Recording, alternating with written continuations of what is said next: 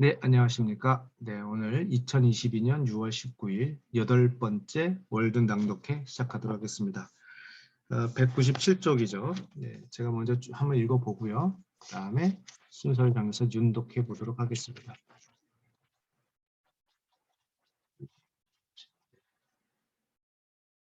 네, 읽어보겠습니다. 197쪽의 밑에 어느 날부터 시작하죠.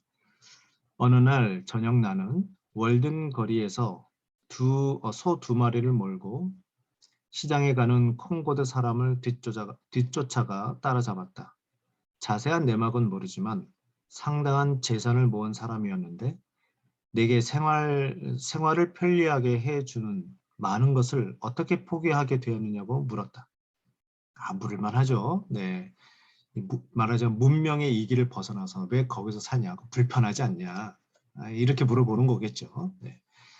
나는 확실히 이런 생활을 꽤 좋아한다고 대답했다. 결코 농담으로 한 말이 아니었다. 나는 그 사람이 어두운 진흙길을 더듬어 브라이튼으로 가는 브라이트 타원으로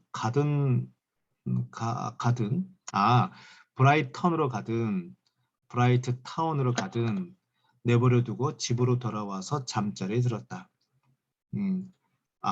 이게 브라이턴은 각주를 보니까 228 각주요. 소로 시대의 보스턴 교회에 있던 도살장 지역이고 브라이트 타운은 소로 시대의 브라이트라는 우량 황소를 가리키는 말로 우시장을 뜻하는 것이라고 하네요. 네. 내버려두고 집으로 돌아 잠자리에 들었다. 아마 그는 아침에야 그곳에 도착했을 것이다. 이제 198쪽이죠. 죽은 사람이 깨어나거나 살아날 가망이 조금이라도 있다면 시간과 장소는 그다지 중요하지 않다.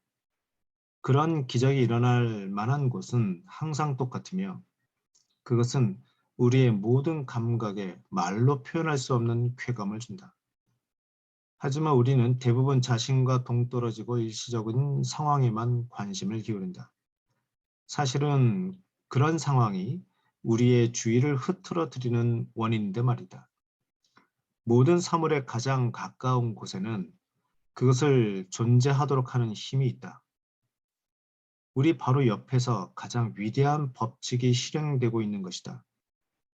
우리 옆에는 우리가 고용한 일꾼이나 우리가 대화를 나누고 싶은 일꾼이 아니라 우리를 일거리로 삼는 일꾼이 있다. 하늘과 땅의 오묘한 힘은 그 영향력이 얼마나 넓고 깊은가. 그 힘은 보려 해도 보이지 않고 들으려 해도 들리지 않는다. 만물의 본질과 같기 때문에 따로 떼어낼 수도 없다. 인간은 그 힘으로 우주 안에서 마음을 정화하고 신성하게 하며 의관을 정제하여 조상들에게 제사를 바친다. 만물의 본질은 그 자체가 오묘한 지혜의 바다다.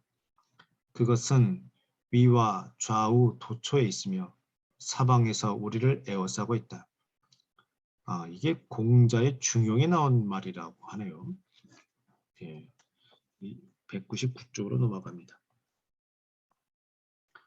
우리는 내가 꽤 흥미롭게 생각하는 실험 대상이다. 이런 상황에서 우리가 잠시나마 서로 어울려 잡담하는 것을 그만두고 우리의 기운을 북돋을 생각을 하며 살 수는 없을까? 공자는 덕이 있는 사람은 외롭지 않다. 그에게는 반드시 이웃이 있다라고 했는데 참으로 옳은 말이다. 논어의 4편 25절에서 인용했다고 하네요.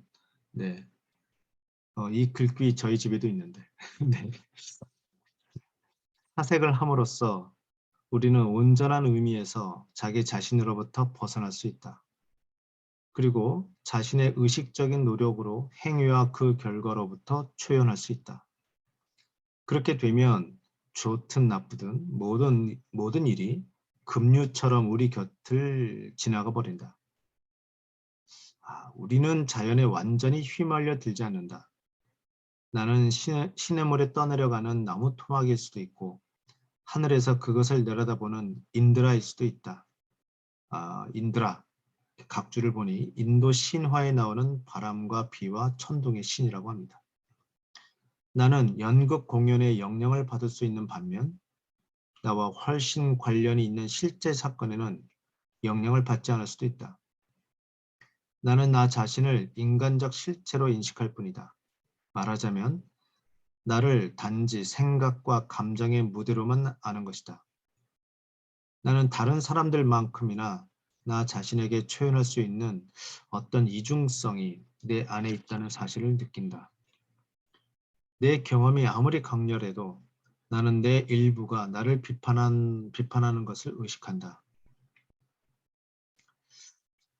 쭉 읽어보면서 이게 제가 만일 철학적인 사조에 좀 더 밝았다면 왠지 이 말 한마디 한마디가 그런 데서 이 묻어나온 글 같다는 생각이 좀 들거든요. 근데 제가 그 행간을 못 읽어서 참 그냥 넘길 수밖에 없네요. 예, 근데 뭐 왠지 칸트 냄새가 살짝 나기도 하는데 이게 칸트의 뭐하고 연결되는지 그걸 잘 모르겠다는 거죠. 마침. 그래요. 네.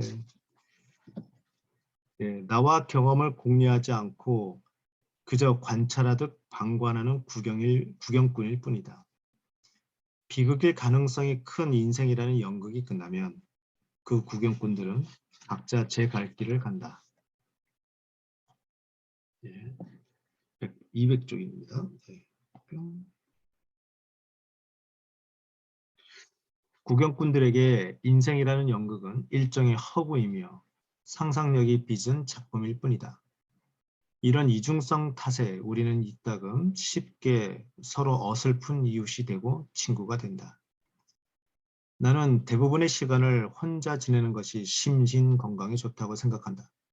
아무리 좋은 사람이라도 함께 있으면 금세 실증이 나고 시간을 낭비하는 꼴이 되고 만다. 나는 혼자 있는 것을 좋아한다. 고독만큼 편안한 친구를 아직 만나지 못했다. 우리는 대체로 방에 혼자 있을 때보다 밖에 나가 사람들 사이에 있을 때 더 외롭다. 사색에 잠기거나 일하는 사람은 어디에 있든 상관없이 늘 혼자다. 고독은 어느 한 사람과 그 동료들 사이에 가로놓인 공간의 거리로는 측정할 수 없다. 케임브리지 대학의 매우 혼잡한 강의실에서도 정말로 열심히 공부하는 학생은 사막 한가운데의 수도승만큼이나 고독하기 마련이다. 농부는 밭에서 김을 매거나 숲에서 나무를 베며 온종일 일에 몰두하기 때문에 외로움을 느끼지 않는다. 하지만 날이 어두워져 집에 돌아오면 이런저런 잡념에 휩싸여 방에 혼자 앉아 있을 수 없게 된다. 그래서 사람들을 만나 기분을 전환할 곳을 찾아가는데 그러는 것이 그날 겪은 외로움을 보상받는 길이라고 생각하기 때문이다. 농부는 학생이 밤새도록 그리고 낮의 대부분을 혼자 집에 머물면서 어떻게 권태와 울적한 기분에 빠지지 않는지 의아하게 생각할 것이다. 학생이 집에 있어도 농부와 마찬가지로 자신의 밭에서 일하고 자신의 숲에서 나무를 베며 농부와 똑같거나 오히려 더 응축된 형태의 기분 전환과 교제를 추구한다는 사실을 알지 못하기 때문이다. 잠깐만 쉬고 순서 한번 정해 보겠습니다. 네. 뿅 기록 일시적. 네, 그러면 신성재 선생님 201쪽 부탁드리겠습니다. 네, 반갑습니다. 교제는 일반적으로 값싼 행위다. 우리는 서로 새로운 가치를 얻을 시간이 없이 너무 자주 만난다. 우리는 하루 3번 식사 때마다 만나서 곰팡내가 날 정도로 오래된 치즈를 서로에게 맛보라고 권한다. 이를테면 곰팡내 나는 치즈가 바로 우리 자신인데 우리는 이런 빈번한 만남을 견디도록 그것이 공공연한 싸움으로 번지지 않도록 하기 위해 예의 범절이라 불리는 일정한 규칙에 합의해야 했다. 우리는 우체국이나 친목회에서 만나고 매일 밤 난로가에서도 만난다. 우리는 너무 바싹 붙어서 살기 때문에 서로 방해가 되고 서로의 발에 걸려 넘어지기도 한다. 그래서 나는 우리가 서로에 대한 존경심을 잃어버렸다고 생각한다. 만남의 횟수를 줄여도 마음에서 우러난 중요한 대화를 얼마든지 나눌 수 있다. 공장에서 일하는 여공들을 생각해보라. 그들은 혼자 있는 법이 없다. 꿈속에서도 거의 혼자 있지 못한다. 이 줄을 보시면 소로 시대 미국의 일부 공장에서 일하던 여공들은 한 방에서 보통 6명이 거주했기 때문에 사생활이 전혀 없었다고 합니다. 내가 사는 것처럼 2.6 제곱킬로미터 면적에 한 사람만 거주하는 정도가 좋을 것 같다. 사람의 가치는 피부에 있지 않으며 피부를 맞대야만 그 사람의 가치를 아는 것은 아니다. 숲에서 길을 잃고 금지림과 탈진으로 나무 밑에서 죽어가던 남자 이야기를 들은 적이 있다. 그는 몸이 쇠약해진 데다 병적인 상상력까지 더해져 기괴한 환영에 휩싸였다. 그런데 그런 환영이 실제로 존재한다고 믿었기 때문에 고독감에서 벗어날 수 있었다고 한다. 마찬가지로 우리가 육체적으로나 정신적으로 건강하다면 비록 남자의 경우와 비슷할지언정 더 정상적이고 자연스러운 교제를 통해 지속적으로 힘을 얻어 마침내 혼자가 아니라는 걸 깨닫게 될 것이다. 내 집에는 친구가 많다. 특히 아무도 찾아오지 않는 아침에는 더욱 그렇다. 내 처지가 어떤지 이해할 수 있도록 몇 가지 비유를 들어 설명하겠다. 호숫가에 살면서 떠들썩하게 웃는 물새나 월든 호수 자체가 외롭지 않듯이 나도 외롭지 않다. 도대체 저 외로운 호수는 무슨 친구가 있다는 말인가? 하지만 호수는 하늘빛 물속의 푸른 악마들이 아니라, 여기서 푸른 악마들은 재앙을 가져오는 악마를 뜻하는 17세기 용어라고 합니다. 푸른 천사들을 데리고 있다. 태양도 혼자다. 가끔가다 안개 자욱한 날에는 태양이 둘로 보이기도 하는데 그중 하나는 가짜다. 이 줄을 보시면 대기에 떠있는 미세한 얼음 조각에 햇빛이 굴절되거나 반사되어 또 다른 태양이 떠있는 것처럼 보이는 환율 현상을 말한다고 합니다. 신도 혼자다. 하지만 악마는 결코 혼자가 아니다. 수많은 무리를 거느린 군단이다. 초원에 홀로 핀 노란 현삼이나 민들레, 콩잎, 괭이밥, 말파리, 호박벌이 외롭지 않듯이 나도 외롭지 않다. 밀브룩, 밀브룩은 콩코드 관통을 흐르는 시내라고 하는데요. 풍향계, 북극성, 남풍, 4월의 소나기, 1월의 눈 녹은 물, 새집에 처음 거무줄을 친 거미가 외롭지 않듯이 나도 외롭지 않다. 여기까지 읽겠습니다. 네, 고맙습니다. 우리 이유미 선생님 괜찮으세요? 네. 네. 숲에 눈이 펑펑 내리고 바람이 세차게 부는 긴 겨울밤이면 이따금 호수의 옛 정착자이자 주인이었던 사람이 찾아온다. 월든 호수를 파고 바닥에 돌을 깔았고 호숫가를 따라 소나무를 심었다고 알려진 사람이다. 그는 내게 지나간 과거와 앞으로 찾아올 미래에 대한 이야기를 들려준다. 우리는 사과나 사과술 없이 교제의 기쁨과 만물에 대한 즐거운 견해를 나누며 유쾌한 저녁을 보낸다. 나는 지혜롭고 유머 감각이 뛰어난 그 친구가 무척 좋다. 그는 월리나 고프는 에드워드 월리는 영국 청교도 혁명 당시 찰스 1세의 처형에 가담했다가 왕정 복고 이후에 미국으로 피신해서 코네티컷주와 매사추세츠주에 숨어 살았다. 윌리엄 사위 윌리엄 고프 역시 청교도 혁명 당시 군사 지도자였다고 합니다. 월리나 고프보다 더 사람 눈에 띄지 않게 은밀히 행동한다. 그래서 사람들은 그가 죽은 줄 아는데 어디에 묻혔는지는 아무도 모른다. 내 이웃에 사는 노부인도 대다수 사람들의 눈에 띄지 않는다. 나는 때때로 노부인의 향기로운 약초밭을 거닐면서 약초를 캐고 부인의 이야기에 귀 기울이기를 좋아한다. 노부인은 누구와 비교할 수 없을 만큼 재주가 비상하며 그 기억력은 신화 이전의 먼 과거까지 거슬러 올라가 모든 전설의 기원은 물론이고 그 전설이 어떤 사실에 근거하는지도 밝혀낼 수 있다. 전설의 근거가 되는 사건들이 노부인이 젊었을 때 일어났기 때문이다. 이 혈색 좋고 원기 왕성하고 다정한 노부인은 날씨와 계절을 가리지 않고 즐겁게 산다. 어쩌면 자식들보다 더 오래 살 것 같다. 태양과 바람과 비, 여름과 겨울, 이 자연은 형언할 수 없이 순수하고 자유로운 만큼 우리에게 영혼과 건강과 활기를 준다. 그리고 인간에 대한 무한한 연민 때문에 어떤 사람이 정당한 이유로 슬픔에 잠기면 자연 전체가 영향을 받아서 태양은 밝은 빛을 잃고 바람은 자비롭게 한숨을 내쉬고 구름은 눈물 같은 비를 뿌리고 숲은 한여름에도 잎을 떨어뜨린 채 상복으로 갈아입을 것이다.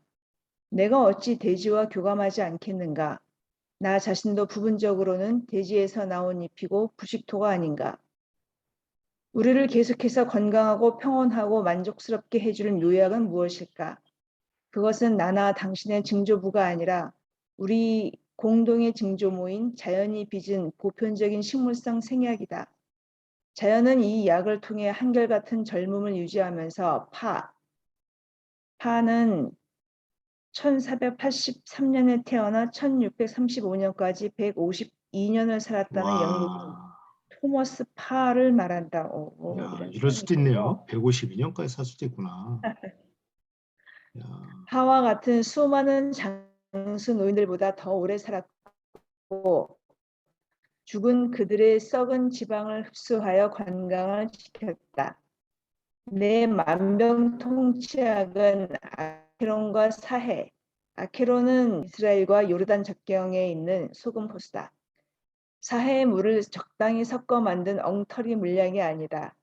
그러니까 이따금 볼 수 있는 것으로 돌팔이 의사가 길고 납작한 검은 범선 같은 모양의 유리병 운반용 마차에 싣고 다니며 파는 자그마한 병 속의 약이 아니다. 나는 그런 걸 먹느니 물을 섞지 않은 순수한 아침 공기를 한 모금 마시겠다. 아침 공기. 사람들이 하루의 원천인 이른 아침에 맑은 공기를 마시지 않는다면 우리는 이 세상의 아침 시간을 누릴 예매권을 잃어버리고 늦잠을 자는 사람들을 위해 아침 공기를 병에 담아 가게에서 팔기라도 해야 할 것이다.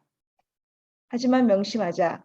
아침 공기는 서늘한 지하실에서도 정오까지 버티지 못할 뿐 아니라 그 시간이 되기 훨씬 전에 병마기를 밀어내고 아우로라의 발걸음을 따라 서쪽으로 사라진다.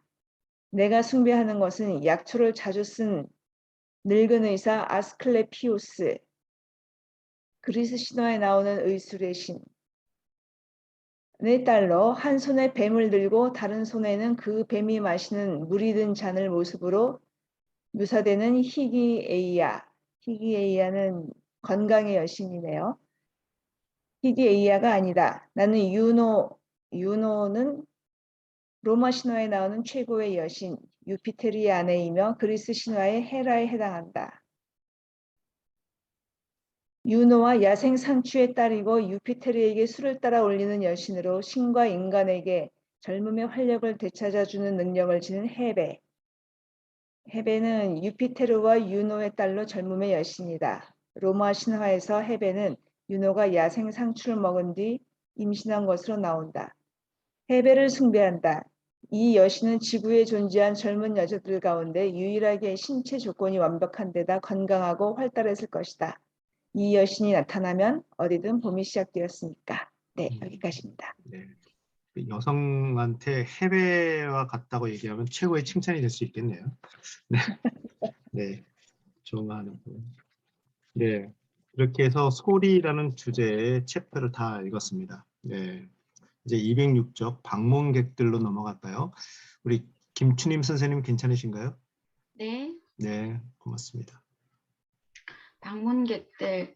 대다수의 사람들처럼 나도 남들과 어울리기를 좋아하고 마음에 맞는 사람을 만나면 언제든 흡혈귀처럼 달라붙을 준비가 되어 있다고 생각한다. 나는 원래 운전자가 아니지만 업무상 술집에 가게 되는 경우 가장 끈질긴 단골 손님보다 더 오래 버티고 앉아 있을지도 모른다. 내 집에는 의자가 3개 있다. 하나는 고독을 위한 것이고 또 하나는 우정을 위한 것이며 나머지 하나는 사람들과 어울리기 위한 것이다. 예기치 않게 많은 손님이 찾아왔을 때 내놓을 의자가 3개뿐이지만 대개는 앉지 않고 서서 방을 효율적으로 잘 이용했다.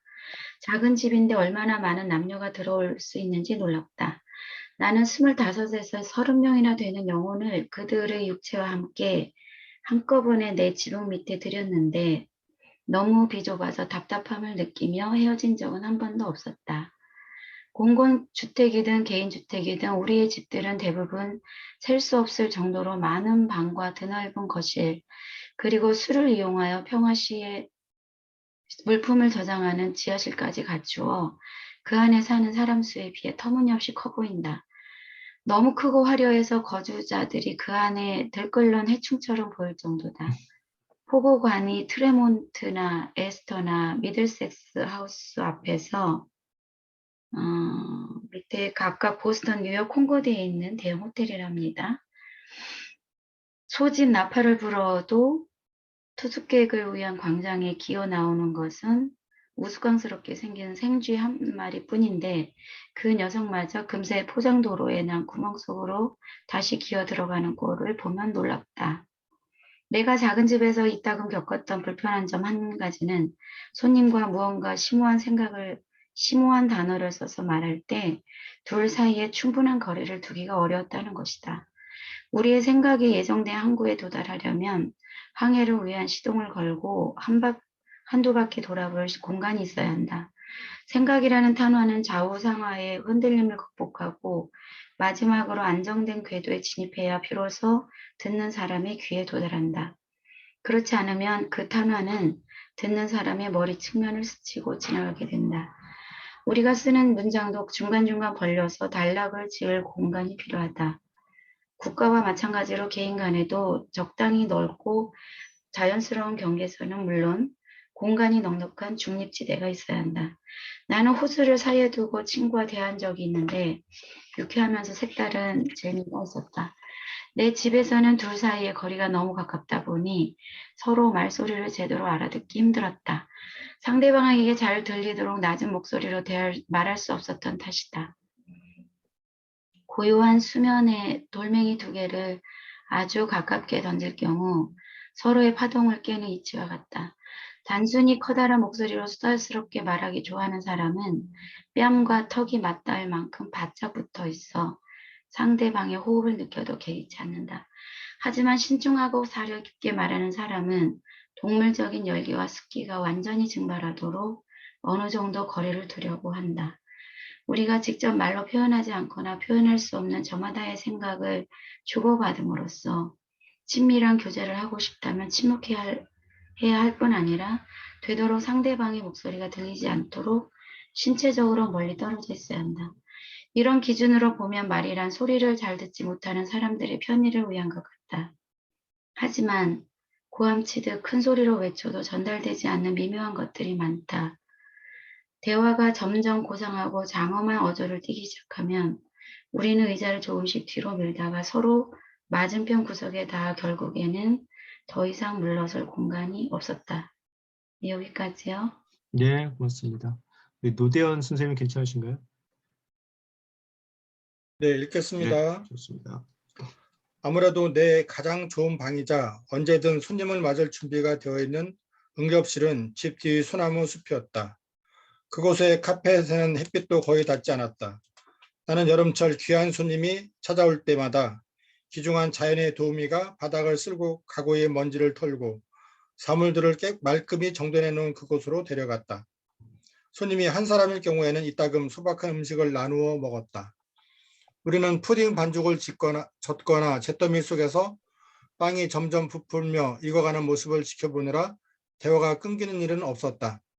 그런데 손님이 20명쯤 몰려와서 내 집을 가득 채울 때는 두 사람이 먹을 만큼 빵이 있어도 먹는 습관을 아예 잊어버린 것처럼 식사에 대해서는 한마디도 하지 않았다. 우리는 자연스레 절식을 실천했다. 손님 곁에 예의에 어긋나는 행동이라고는 생각하지 않았다. 오히려 대단히 적절하고 살아깊은 행동이라고 생각했다. 그런 경우 종종 회복이 필요한 육체적 생명의 소모와 쇠약이 기적적으로 늦추어지고 그리하여 생생한 활력이 자리를 굳게 지키는 듯했다.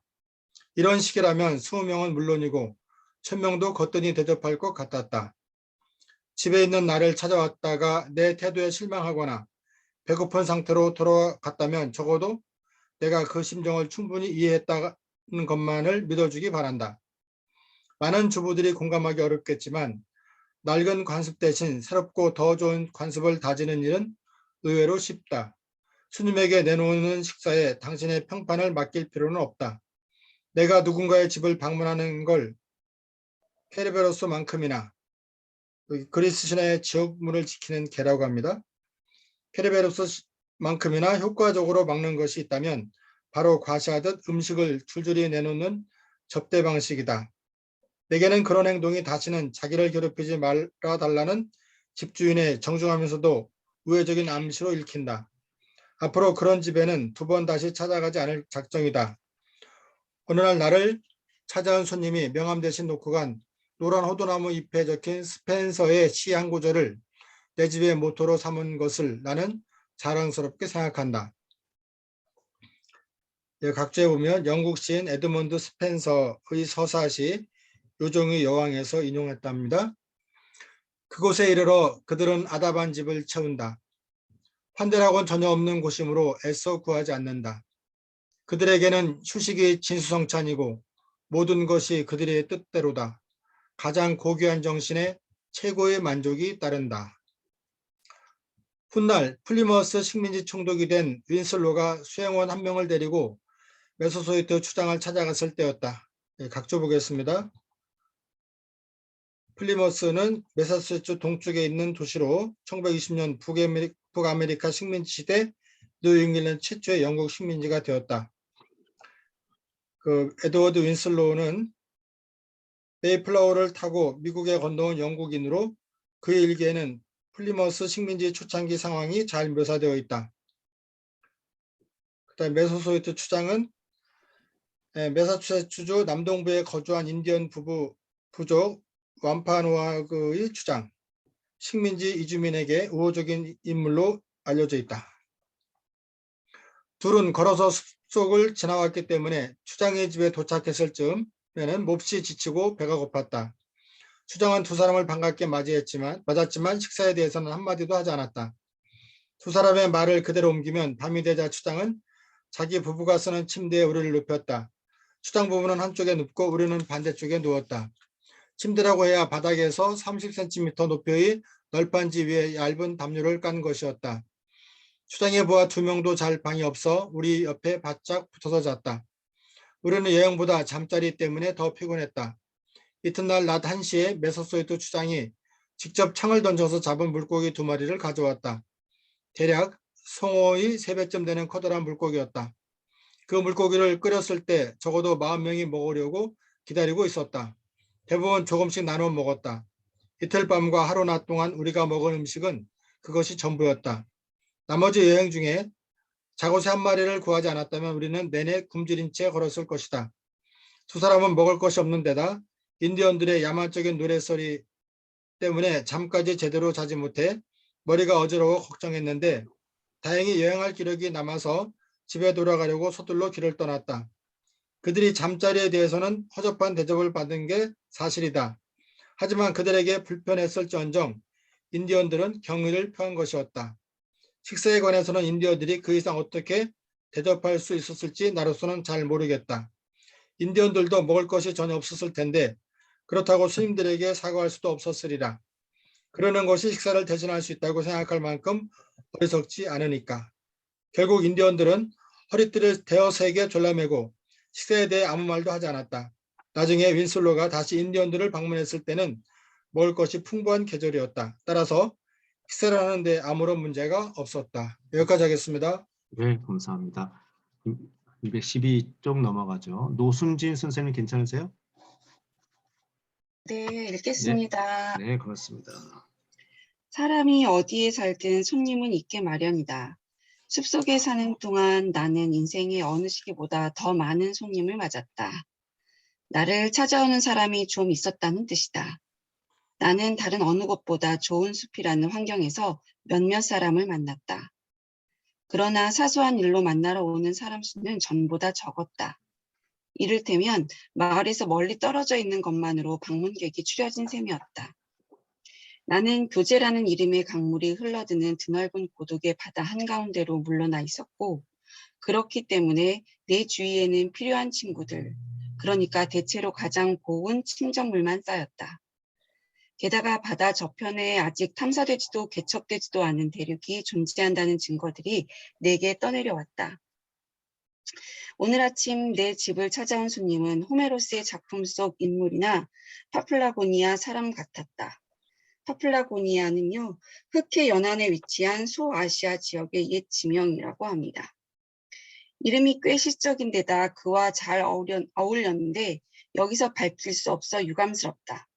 아무튼 캐나다 태생의 벌목꾼이자 기둥을 만드는 그 사람은 하루에 50개의 기둥에 구멍을 뚫을 수 있으며 전날 저녁에는 자기 개가 사냥한 우두척을 요리해 먹었다고 했다. 그는 또 호메로스에 대해 들어서 알고 있다며 비 오는 날에 책이 없으면 뭘 해야 할지 난감하다라고 말했지만 아마도 장마철을 여러 차례 겪는 동안 책 한 권을 온전히 읽지 못했을 것이다. 그는 저 멀리 고향에서 그리스어를 읽을 줄 아는 신부한테 성경 읽는 법을 배웠다.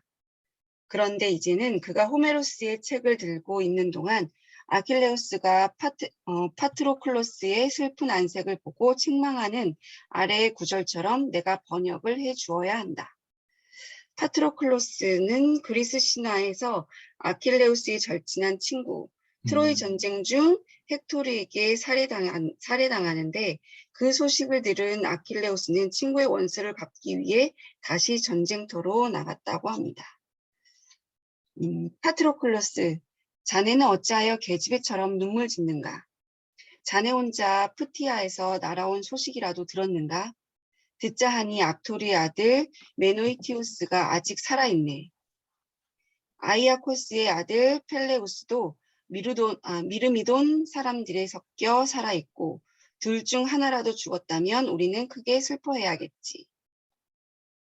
멋있는 구절이네요 라고 벌목꾼은 말한다. 그는 일요일인 오늘 아침에 어떤 환자를 위해 모은 하얀 떡갈나무 껍질 한 다발을 겨드랑이에 끼고 있다. 오늘은 일요일인데 그런 책을 읽어도 괜찮은지 모르겠어요. 그에게 호메로스는 위대한 작가였지만 호메로스가 무엇에 대해 썼는지 알지 못했다.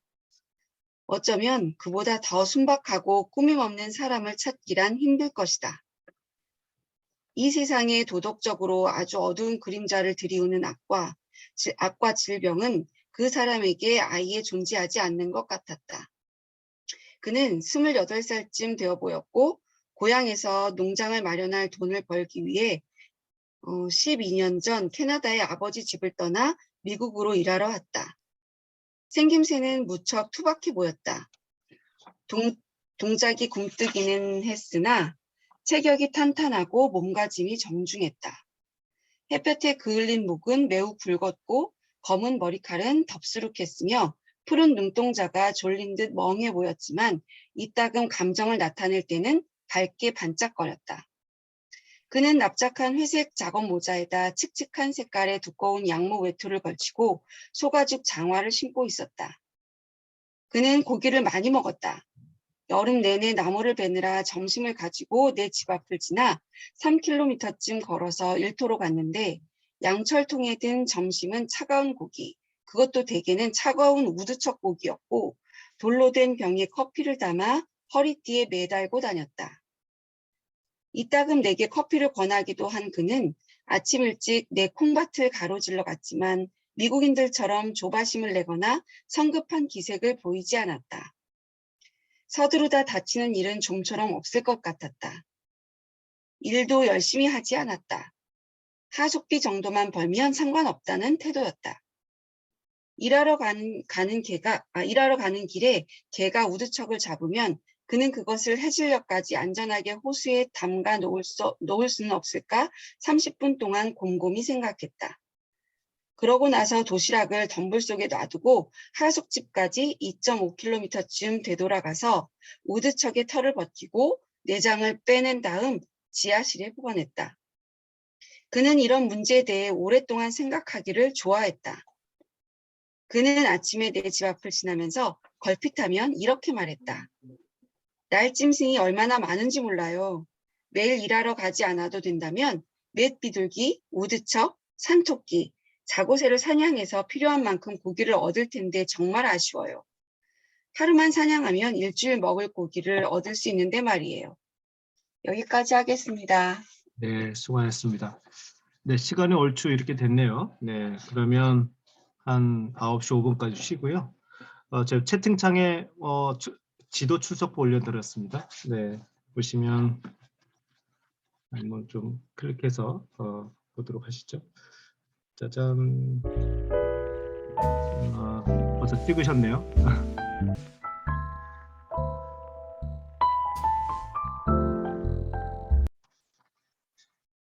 네, 그러면 박민영 선생님 부탁드리겠습니다.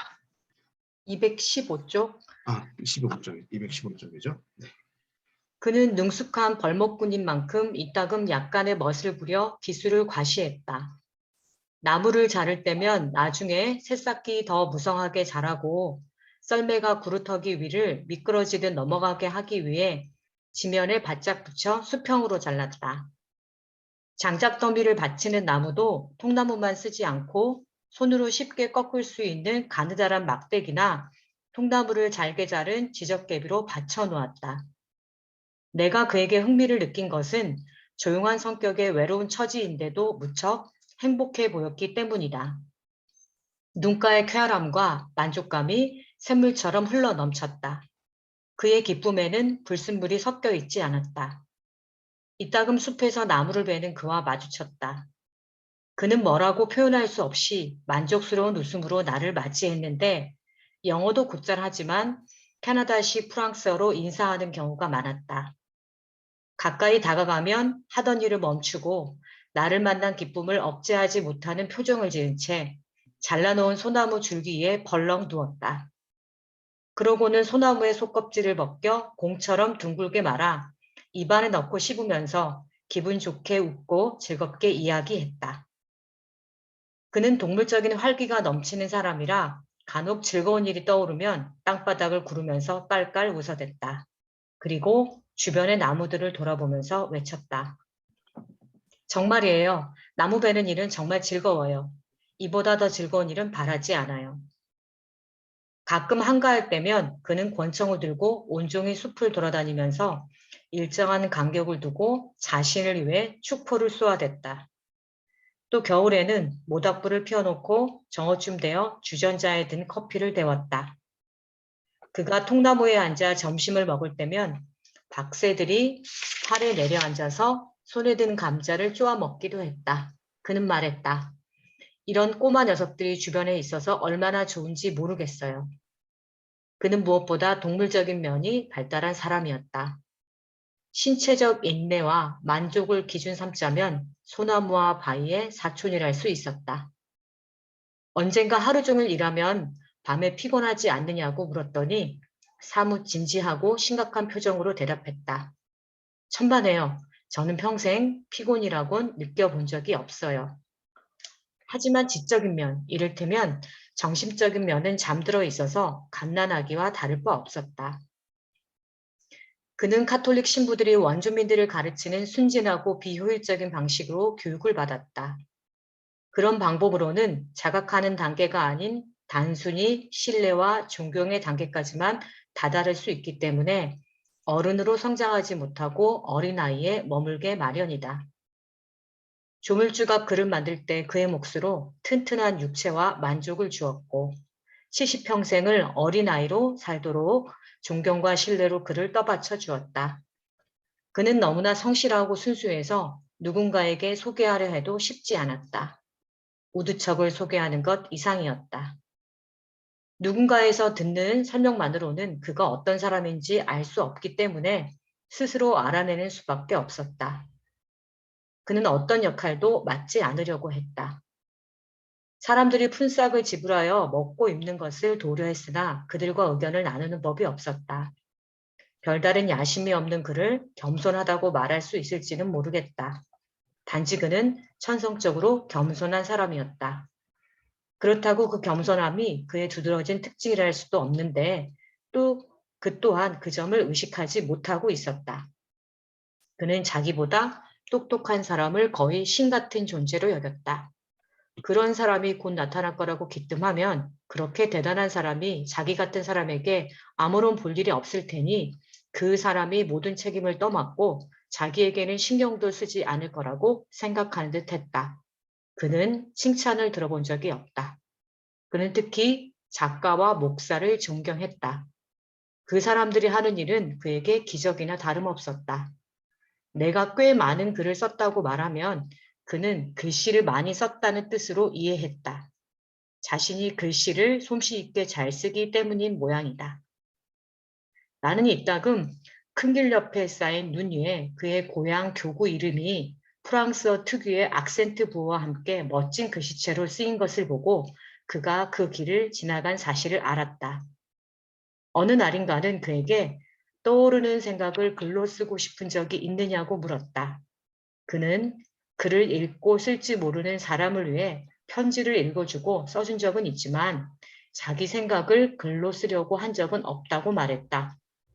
그러면서 덧붙이기를 무엇부터 써야 할지 알 수 없고 알 수가 없으니 죽을 지경이라며 철자법까지 신경을 써야 해서 도저히 엄두가 나지 않는다고 했다. 여기까지 읽겠습니다. 그런데요, 지금 어느 한 사람에 대한 묘사를 이렇게 길게 썼잖아요. 지금 몇 페이지에 걸쳐서 썼나 좀 보실래요? 몇 페이지부터 시작하나요? 213페이지 C 다음부터인가요?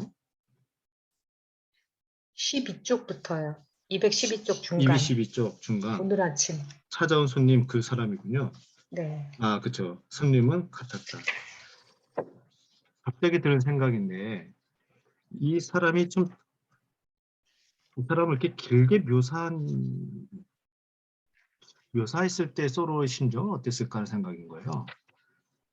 이 사람은 서로는 굉장히 대단한 사람처럼 묘사도 하는데 어찌 보면 그 당시에 그러니까 우연찮게 발견한 대단한 사람이 있느냐 또는 아니면 흔히 볼 수 있는 주변 사람이냐 그게 저한테 궁금한 거예요.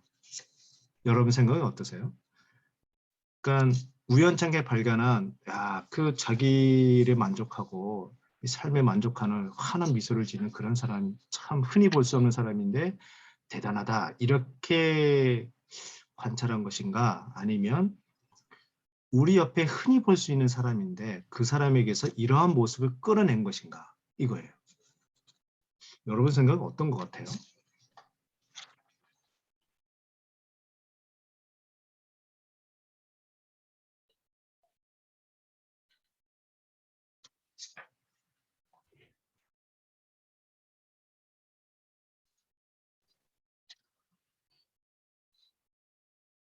박미영 선생님 어떻게 생각하세요? 방금 읽으셨는데. 평범하기도 하고 특별할 것 같기도 한데 서로가 이렇게 봐줬기 때문에 특별하지 않을까. 저는 이 특별 쪽에 사람이 더 그냥 가까운 평범한데 서로가 그걸 좀 그러니까 혼재된 것 같긴 한데 그죠?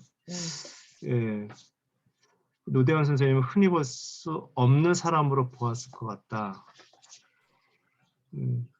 그러니까 해맑게 웃으면서 나무를 벌목하는 게 이것만큼 행복한 것은 없어요라고 얘기하고 지식인들은 나랑 상관이 없는 사람이야. 나를 거들떠 보지 않을 거야라는 소위 말하는 그 교육을 제대로 못 받은 사람인 거기도 하고. 서로의 입장에서 보면 전혀 상반된 사람이기 때문에 어떻게 상반된 저 사람이죠, 사람은 그죠? 네, 그러니까 어떻게 저 사람은 나와 같은 사람이 아닌데도 저렇게 행복하고 저런 삶을 살 수 있을까라고 생각되는 부분에서 관찰하지 않았을까. 글쎄 그런 것도 있을 수 있고. 아니 저는 한 사람에 대해서 이렇게 몇 페이지 걸쳐서 이렇게 서술을 하는 게 의도가 있을 것 같다는 생각도 들기도 하고 왜 그랬을까? 예. 철학자 입장에서 매료되는 부분이 있어서 길게 쓴 것 같아요. 예, 구버저 선생님이 또 그렇게 얘기도 하셨고. 네. 그러니까 이게 제가 들은 또 다른 그 질문이 이거죠. 우리도 우리 주위의 사람들을 이렇게 관찰해서 이런 식의 글을 쓸 수 있을까 이거예요. 또 우리 주위에 예컨대 학교에 다니신 거라면 이제 학교에 출퇴근하면서 보시는 많은 사람들이 있을 거 아니에요, 그죠? 뭐 행정하시는 분이라든가, 뭐 그 이 보안을 담당하는 선생님이라든가, 청소하시는 분이라든가 그런 분들에 대한 관심을 이렇게까지 할 수 있을까? 그런 생각이 얼핏 들어서요. 예, 그렇습니다. 그다음에 우리 박인양 선생님 할 차례군요. 네, 217쪽 어디였지? 217쪽이었죠. 네네. 예, 박인양 선생님 괜찮으세요? 네. 근데 네. 제가 주는 좀 생략하고 읽겠습니다. 이북이다 보니까 주를 예, 읽으니까. 예, 예. 네네네. 이북이라서. 네. 네. 네. 나는 한 저명한 현인이자 사회개혁가가 그에게 세상이 바뀌기를 바라지 않느냐고 물었다는 이야기를 들었다. 그는 생뚱맞은 질문이란 듯 웃으면서 캐나다 억양으로 대답했다. 아니요, 나는 지금 이대로 좋습니다. 철학자가 그와 교제하면 많은 영감을 받게 될 터였다. 그를 모르는 사람에게 그는 세상 물정의 어두운 사람처럼 보일 것이다. 그러나 나는 이따금 그에게서 이제껏 본 적이 없는 면을 발견할 때가 있었다. 나는 그가 섹스피어처럼 현명한 사람인지 어른이처럼 단순하고 무지한 사람인지 다시 말해 섬세한 시적 의식을 지닌 사람인지 어리석기 짝이 없는 사람인지 분간이 안 되었다. 어떤 마을 사람은 그가 머리에 꼭 맞는 모자를 쓰고 혼자 휘파람을 불면서 한가하게 마을을 거느리는 모습을 보면 신분을 위장하고 돌아다니는 왕자가 생각난다고 말했다. 그가 가진 책이라고는 영감 한 권과 산수책 한 권뿐이었다. 그는 산수 실력이 뛰어났다. 영감은 그에게 일종의 백과사전이었고 그는 영감을 인간이 지식이 압축된 책이라고 생각했다. 따지고 보면 크게 틀린 생각은 아니었다. 영감에 인간의 지식이 상당 부분 담겨있기 때문이다. 나는 당시에 진행된 여러 개혁에 대한 그의 생각을 듣는 것을 좋아했는데 그는 언제나 가장 단순하고 실용적인 관점에서 그것들을 바라보았다. 그는 그런 문제를 전에 들어본 적이 없었다. 공장 없이도 살 수 있겠냐고 묻자 그는 버먼트산 회색천으로 집에서 지은 옷을 입었는데 무척 만족스럽다고 대답했다. 차나 커피 없이 지낼 수 있겠냐는 질문에는 이 나라에 물 말고 다른 마실 게 또 있냐면서 솔송나무 잎을 담갔다가 그 물을 마셨더니 더욱 더운 날씨에는 맹물보다 더 좋았다고 말했다. 또 돈 없이 살 수 있겠냐고 묻자 뜻밖에도 화폐 제도의 기원에 관한 철학적인 해석과 일치하고 페코니아라는 단어의 유래까지 암시하는 방법으로 돈이 편리함에 대해 설명했다. 이를테면 황소 한 마리가 전 재산인 경우 가게에서 실과 바늘을 사고 싶을 때마다 그 값에 해당하는 만큼 소의 일부를 저당 잡히는 건 불편하기도 하거니와 불가능하다는 것이었다. 그는 여러 가지 제도에 대해서도 어떤 철학자보다 훌륭하게 옹호할 줄 알았다. 제도들을 설명하면서 그것들이 널리 보급된 이유를 막연한 추측이 아니라 자신의 문제와 관련하여 실감나게 제시했기 때문이다. 언젠가 나는 그에게 인간에 대해 깃털없는 두발 짐승이라고 한 플라톤의 정의와 함께 어떤 철학자가 털 뽑힌 수탉을 가리키며 이것이 플라톤의 인간이라고 했다는 이야기를 들려주었다. 그는 곰곰이 생각한 끝에 무릎이 서로 다른 방향으로 굽은 게 사람과 닭의 결정적인 차이점이라고 말했다. 이따금 이렇게 외치기도 했다. 이야기하는 게 정말 좋아요. 나는 온종일이라도 이야기할 수 있어요. 그를 몇 달 만에 만났을 때 이번 여름에 뭔가 새롭게 생각한 게 있느냐고 물었다. 그는 이렇게 대답했다. 글쎄요, 나처럼 쉬지 않고 일해야 먹고 사는 사람은 평소 품고 있는 생각이나 잃어버리지 않으면 다행이에요. 나와 함께 김을 매던 사람이 김매기 시합을 하자고 하면 내 마음도 경쟁심에 휘말려 잡초 뽑는 일만 생각하게 될 겁니다. 그는 오랜만에 만난 경우 그가 먼저 펀스를 쳐서 그동안 무언가 발전이 있느냐고 내게 묻기도 했다. 어느 겨울날 나는 그에게 자신에 대해 늘 만족하냐고 물었다. 그는 내면의 외부의 사제를 대신할 사제가 존재한다는 사실을 깨닫게 하여 좀 더 고귀한 삶의 동기를 제시해주고 싶어서였다. 만족하죠. 그는 말했다. 어떤 사람은 이런 거에 만족하고 어떤 사람은 저런 거에 만족하죠. 아마 가진 것이 넉넉하다면 등은 난로를 향하고 배는 식탁을 향한 채 온종일 앉아있는 것으로 만족하겠지요. 정말로요.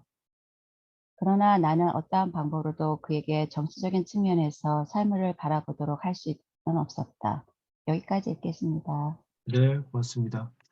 그다음에는 오늘 보내주셨던 박인영 선생님 다음에 네, 배주영 선생님 네, 괜찮으세요? 네. 네. 그가 이해하는 듯 보이는 가장 고차원적인 개념은 동물도 인식할 거라고 기대되는 단순한 편의성이었다. 사실 이는 거의 모든 사람에게 해당한다고 볼 수 있다. 내가 생활 방식에서 개선할 점을 슬그머니 제안하면 그는 후회하는 기색 없이 그러기에는 너무 늦었다고만 대답했다. 그렇지만 그는 정직과 그에 따르는 미덕을 철저히 신봉하는 사람이었다. 그에게서는 사소하지만 무언가 실제적인 독창성이 감지되었고 이따금 그가 독자적으로 생각하고 자기 의견을 피력하는 모습도 볼 수 있었다. 다만 매우 드문 모습이라서 그것을 보려면 천리길도 마다 않고 달려가야 했다. 그의 의견은 수많은 사회 제도를 다시 만드는 것이나 다름없었다. 그는 생각을 분명히 표현하지 못한 채 머뭇거리기도 했지만 언제든 남 앞에 내놓을 근사한 생각을 마음속에 품고 있었다. 그러나 생각이 너무 원시적이고 자신의 동물적 삶에 지나치게 젖어 단순히 학식만 갖춘 사람의 생각보다는 유망해도 남들에게 전할 만큼 무르익지 않았다. 그의 존재는 사회의 최하층에도 얼마든지 천재적인 인물이 있을 수 있다는 사실을 말해준다. 그들은 평생 비천하고 무지한 상태에 놓여 있더라도 저마다 독자적인 견해를 가지고 살아가는 사람들이다. 아무것도 보지 못하는 척 하는 데다 겉으로는 어리석고 흐리멍덩해 보일지라도 깊이를 알 수 없는 월든 호수만큼이나 그 속을 헤아리기 힘든 사람이다. 적지 않은 여행자들이 가던 길에서 벗어나 나를 만나고 내 집의 내부를 둘러보기 위해 찾아와서는 방문의 구실로 물 한 잔을 청했다. 나는 호수를 가리키며 물은 호수에서 길어다 마신다고 말하고는 원한다면 바가지를 빌려주겠다고 말했다. 외딴 곳에 살아도 만물이 약동하는 4월 초순이면 있는 연례 방문에서 나라고 예외일 수는 없었다. 나 또한 내 몫의 행운을 챙겼고 방문객들 중에는 좀 별난 사람도 있었다. 구빈원과 그 비슷한 곳에서 지능이 약간 모자란 사람들이 나를 찾아오는 경우도 있었다. 나는 그들이 지능을 최대한 발휘하여 하고 싶은 말을 하도록 애썼다. 이를테면 지능을 우리의 대화 주제로 삼았고 노력한 만큼 보람을 얻기도 했다. 나는 그들 가운데 몇몇은 이른바 빈민 감독관이나 마을의 행정위원들보다 더 현명하다는 사실을 발견했고 그래서 이제는 국면이 전환될 때라고 생각했다. 지적 능력과 관련하여 말하자면 좀 모자란 사람이나 온전한 사람이나 별 차이가 없다는 사실을 알게 되었다. 어느 날 아기가 없는 어리숙하고 가난한 남자가 찾아와서는 대뜸 나처럼 살고 싶다고 말했다. 나는 그가 들판에서 다른 사람들과 함께 커다란 곡물자루 위에 앉거나 서서 가축들은 물론이고 그 자신도 엉뚱한 곳으로 벗어나지 않도록 울타리 노릇을 하고 있는 모습을 가끔 보았다. 그는 겸손이라고 일컫는 어떤 행위보다 나은, 좀 더 정확히 말하면 겸손이라고 말하기 무색할 만큼 지극히 단순하고 진솔한 태도로 자기는 지능이 떨어진다라고 말했다. 그리고 신이 자기를 그렇게 만들었지만 신은 다른 사람들을 돌보듯 자기를 돌보아 준다면서 이렇게 덧붙였다. 나는 어릴 때부터 늘 그랬어요. 한 번도 똑똑했던 적이 없지요. 나는 머리가 나빴지만 이 또한 신의 뜻이었다고 생각합니다. 말하자면 그는 자기 말이 옳다는 사실을 입증해 보이려고 나를 찾아왔는데 내게는 그 사람 자체가 형이상학적인 수수께끼였다. 어쨌든 나는 그처럼 희망적인 바탕 위에 굳건히 선 사람을 만난 적이 거의 없다. 그의 말은 단순하면서도 진지했고 한마디 한마디가 진실했다. 그는 스스로를 낮추었으나 그럴수록 높아 보였다. 처음에는 몰랐지만 나는 그것이 그의 현명한 처신이 낳은 결과라는 사실을 알았다. 가난하고 지능이 모자란 그 가엾은 남자가 깔아놓은 진솔함과 솔직함의 바탕 위에서라면 우리의 교류는 현인들의 교류보다 더 나은 무언가를 향해 나아갈 듯 싶었다. 여기까지 해볼게요. 네, 고맙습니다. 우리 부산에 계신 이승철 선생님 괜찮으세요? 네, 네. 나를 찾아온 몇몇 손님들은 대체로 마을에서 빈민으로 여겨지지 않았지만 빈민으로 여겨져야 마땅할 사람들, 이를테면 세상에서는 빈민축에 끼는 사람들이었다. 그들은 손님 대접까지는 아니더라도 따뜻한 배려와 진심 어린 도움을 받고 싶다고 말했다. 그러면서 자립하지 않기로 결심했다는 사실을 미리 털어놓았다. 나는 손님이 세상에서 가장 식욕이 왕성한 사람이라고 해도 굶어 죽기 직전까지 상태로는 내 집에 오지 않기를 바란다. 자신의 대상이라면 손님이라 할 수 없다. 내가 다시 하던 일로 돌아서서 점점 더 썰털맞게 대하는데도 자신의 방문을 끝날 줄 모르는 사람들도 있었다. 이동이 잦은 계절에는 지적 능력이 천차만별인 사람들이 찾아왔다. 그 가운데에는 지능이 너무 뛰어나서 주체를 못하는 사람들이 있는가 하면 농장에서 도망쳐 나와서 그곳에서 몸에 밴 습관을 그대로 지닌 노예들도 있었다. 그들은 사냥개들이 자기들을 추적하며 짖는 소리들을 들은 듯 우아에 나오는 여우처럼 이따금 귀를 쫑긋 세우며 간청하는 눈으로 나를 쳐다보며 마치 이렇게 호소하는 것 같았다. 오, 그리스도인이여, 나를 돌려보낼 건가요? 미국의 노예제 폐지론자 엘리자 라이트 도망노예가 그리스도인에게에서 각연에 붙은 후렴구. 그중 진짜 도망노예 한 명은 또 극성을 향해 달아나도록 내가 도와주었다. 오리 새끼를 제 새끼 병아리인 줄 알고 데리고 다니는 암탉처럼 오로지 한 가지 생각만 하는 사람들도 있었다. 그런가 하면 병아리 100마리를 떠맡게 된 암탉처럼 5만 가지 생각으로 머리가 혼란스러운 사람들은 벌레 한 마리를 쫓아다니는 병아리 100마리를 돌봐야 하는 데다 매일 아침 이슬 속에 병아리 20마리가 길을 잃어버리는 바람에 녀석들을 찾아다니느라 애를 태우고 온몸이 더러워진 암탉과 다름없었다.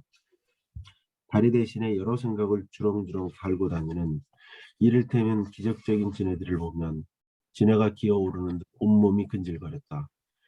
화이트 산맥에서처럼 방문객들이 이름을 적도록 방명록을 비치하는 게 어떠냐고 제안하는 사람도 있었다. 하지만 나는 기억력이 뛰어나서 굳이 그럴 필요가 없다. 방문객들이 여러 차례 맞이하다 보니 그들의 몇몇 특징을 알아차릴 수 있었다. 아이들이나 젊은 여자들은 대체로 숲속에 있는 것을 좋아했다. 이들은 숲속을 들여다보거나 꽃을 살피면서 시간을 유용하게 보낸다. 반면에 사업가들, 심지어 농부들조차 내 고독한 삶이나 일이라든지 내가 세상에 떨어져 사는 것만을 궁금하게 여겼다. 이들은 이따금 숲속을 거니는 것을 좋아한다고 말했는데 사실 그렇지 않을 게 뻔했다. 생계를 유지하기 위해 오로지 돈 버는 데만 시간을 쏟아붓는 사람들, 혼자 신을 차지하고 있기라도 한 듯 신에 대해서만 이야기하고 다른 견해를 받아들일 줄 모르는 목사들을 비롯하여 의사와 변호사들, 내가 외출했을 때 멋대로 집안에 들어와서 찬장이나 침대를 훔쳐보는 불쾌한 주부들. 한 부인은 내 침대 시트가 자기네만큼 깨끗하지 않다는 걸 어떻게 알았을까? 젊음을 포기하고 전문직이라는 잘 닦인 길을 따라가는 것이 가장 안전하다고 결론을 지은 청년들은 모두 이구동성으로 지금의 내 상황에서 세상에 유익한 일은 별로 할 수 없을 거라고 말했다. 그것이 문제였다. 나이와 성별에 관계없이 늙고 허약하고 겁 많은 사람들은 주로 질병과 갑작스러운 사고와 죽음을 생각했다. 여기까지 하겠습니다. 네. 한번 요 대목을 좀 보니까 이 소로가 오두막을 지어서 월든호스과에 산다는 사실이 널리 알려진 거죠. 유명해진 거죠. 솔직히 말하면. 그래서 이것저것 굉장히 많은 사람들이 소로가 집에 있든 없든 와서 그냥 찾아왔어요. 그죠? 찾아왔어요. 그래서 어떤 부인은 소로가 없는 집에 와가지고 우리 집보다 되게 더럽네라고 얘기하고 막 그러잖아요. 이 대목에서 어떤 상상을 좀 해보냐면, 만약에 우리가 소로의 월든호숫가에 소로가 사는 거처에 갔다면 소로는 우리를 어떻게 묘사했을까요? 네, 정창권이가 한번 왔었는데 그 사람은 머리가 하얀 사람이고, 근데 그 사람은 어떤 태도를 보였으며, 나는 이렇게 생각했다. 뭐 지금 자기 집에 왔던 사람들에 대해서 평가를 나름대로 하고 있잖아요. 그죠? 이 사람은 우리가 방문했다면 우리를 어떻게 묘사했을까요? 이거죠. 예. 우리를 어떻게 묘사했을까? 뭐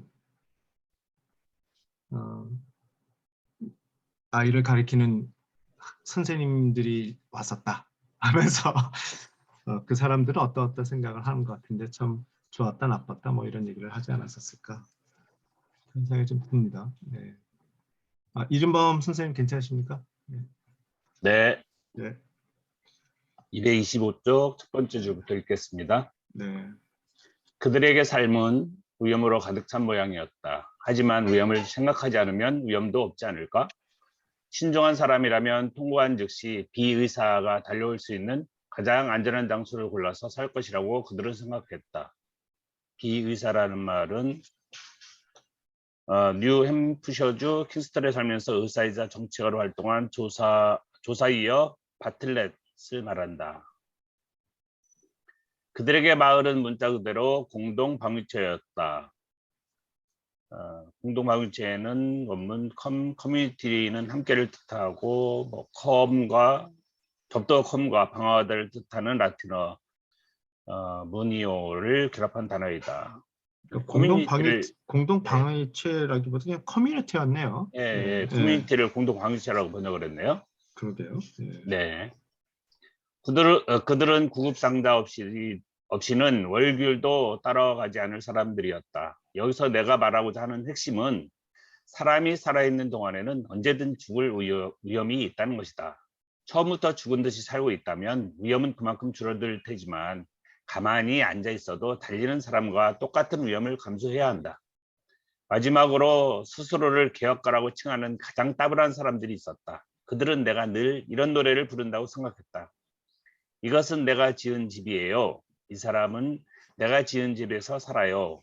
하지만 그들은 이 노래에 다음과 같은 세 번째 행이 있는 것을 알지 못했다.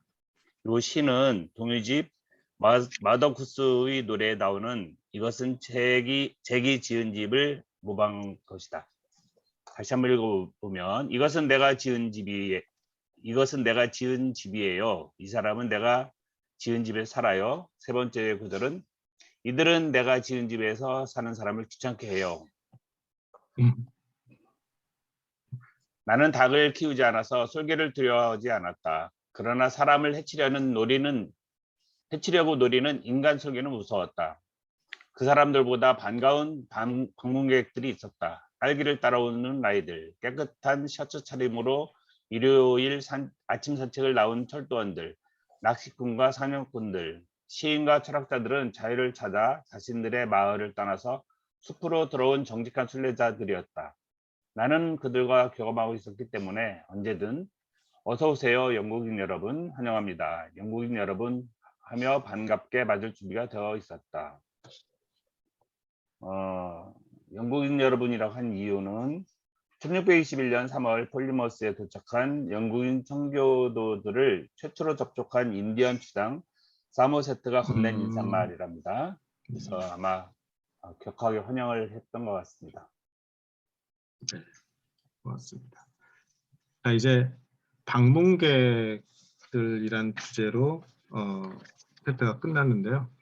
이따가 오늘 소감문들 좀 작성하실 때 아까 제가 던졌던 질문에 대한 대답도 한번 같이 해주세요. 그러니까 내가 방문했다면 소로는 나를 어떻게 묘사했을까? 그거 한번 생각해 보시고 이따가 한번 좀 적어주시면 고맙겠고요. 재밌을 것 같아요. 네.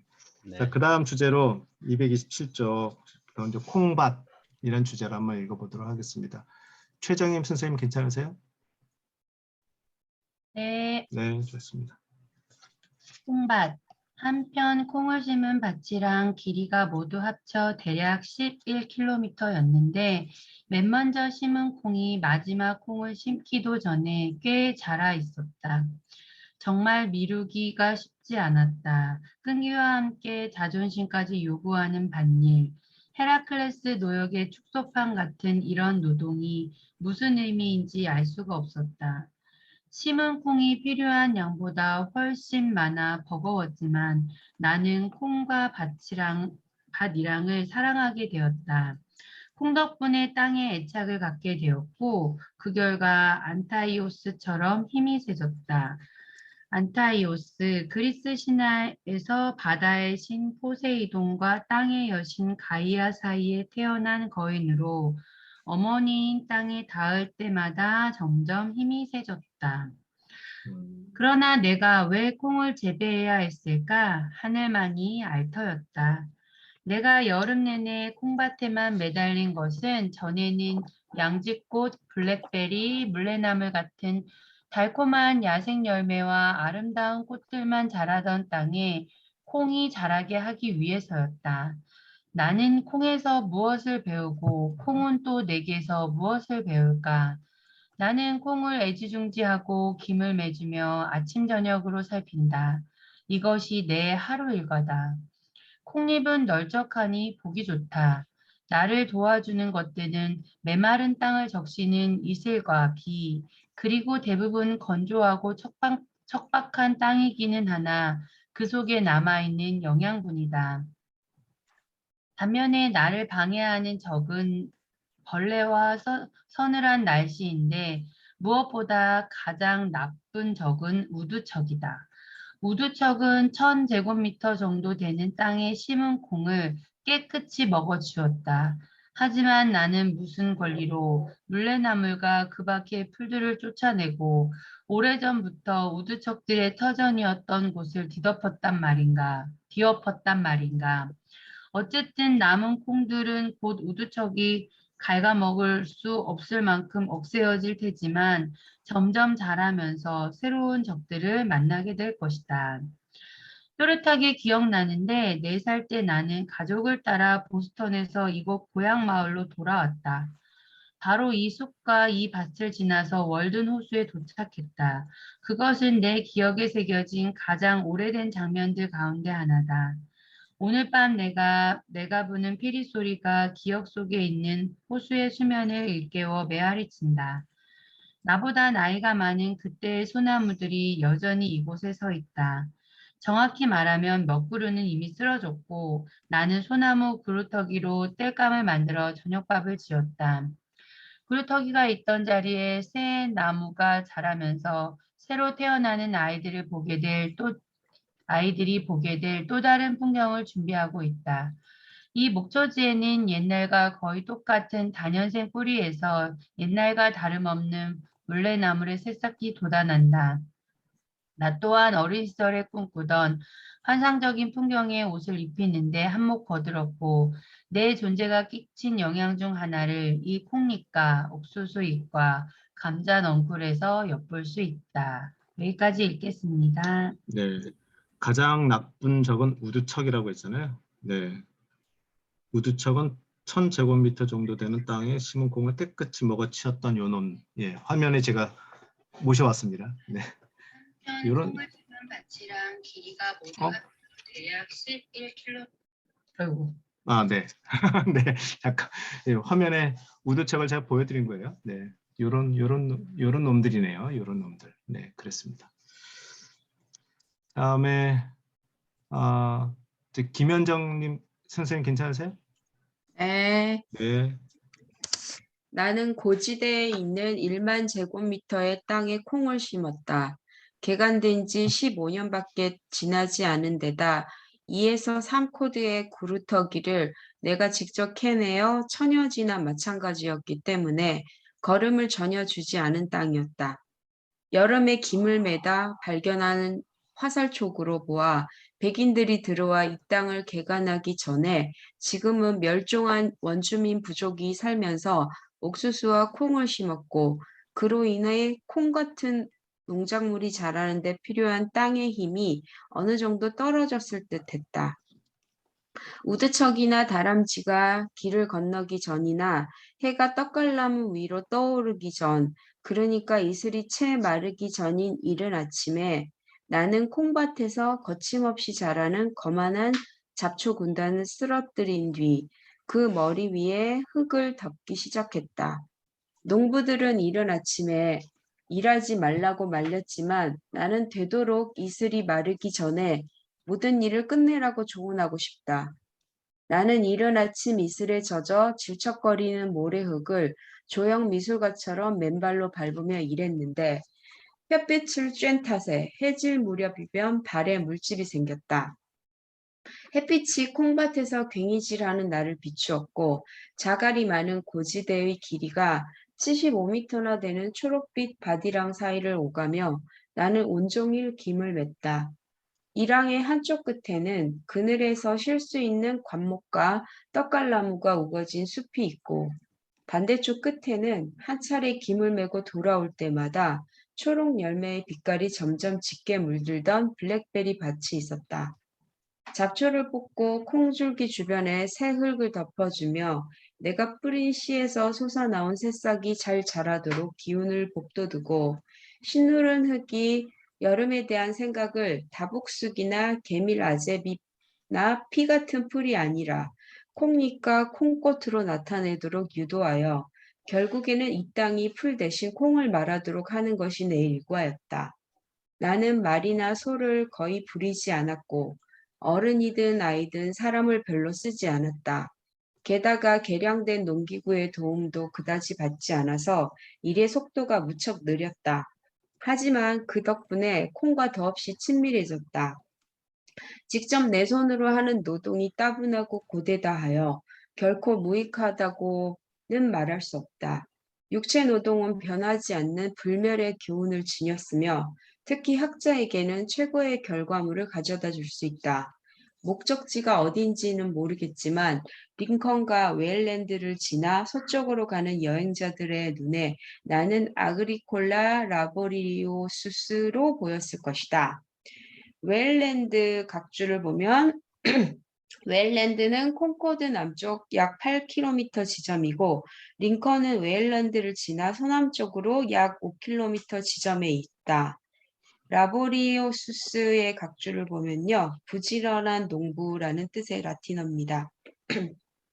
고삐를 꽃목걸이처럼 느슨하게 늘어뜨리고 팔꿈치를 무릎에 얹은 채 이륜마차에 편안히 앉은 그들이 보기에 나는 고향에 남아 힘들게 땅을 일구는 토박이 농사꾼일 수밖에 없다. 여기까지 읽겠습니다. 네, 고맙습니다. 홍재원 선생님 괜찮으세요? 네. 네, 오늘 마지막 읽어주시죠. 하지만 내 농지는 평범한 그들의 시야와 생각에서 벗어나 있었다. 길 양편으로 아득히 멀리까지 눈에 들어오는 경작지는 오로지 내 밭뿐이었다. 여행자들은 내 밭만을 감상하고 이야기할 수밖에 없을 터였다. 밭에서 일하다 보면 이따금 그런 사람들이 나누는 잡담과 비평을 의도치 않게 들을 때가 있었다. 콩을 심기에는 너무 늦었어.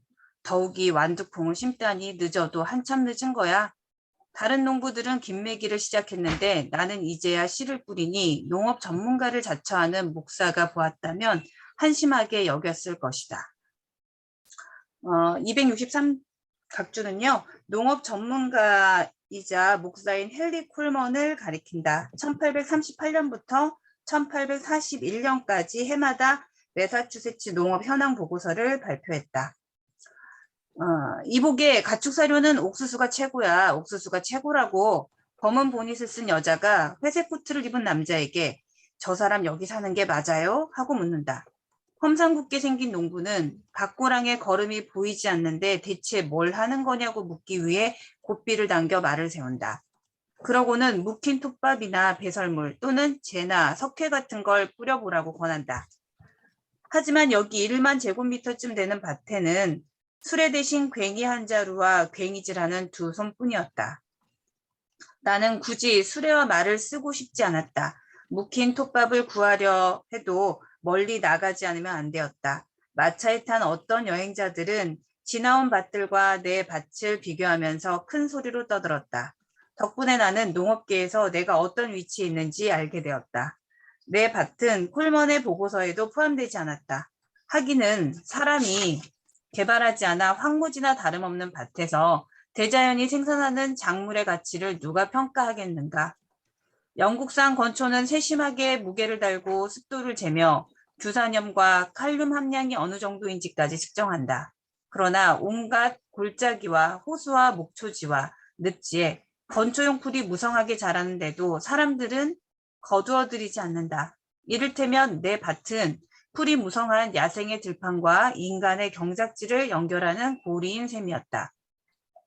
어떤 나라는 문명화하고 어떤 나라는 문명화가 진행되며 또 어떤 나라는 미개하거나 야만적이라 한다면 내 밭은 반쯤 일구어진 경작지였다. 나쁜 의미에서 그렇다는 말은 아니다. 내가 심은 콩은 원시적인 야생 상태로 돌아가고 있었고 내 괭이는 그런 콩을 위해 랑데바슈를 연주했다. 랑데바슈, 스위스 산악 지역에서 목동들이 부르던 전통 민요라고 합니다. 여기까지 읽겠습니다. 네, 수고하셨습니다. 네, 시간이 얼추도 됐네요. 제가 채팅창에 오늘 공감 노트 링크 올려드렸습니다. 그러면 이제 오늘 232쪽까지 한 거고요. 자, 주석 뒤에서 네.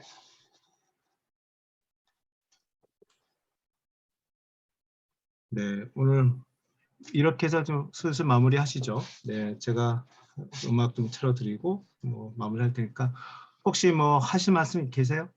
뭐 코멘트 하실 거라든가 없으세요? 네. 그러면 제가 이렇게 좀 띄워드리고